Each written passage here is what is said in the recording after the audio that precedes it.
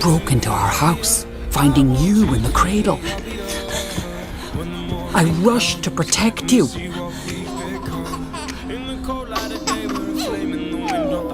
But what I saw was proof of everything I believed.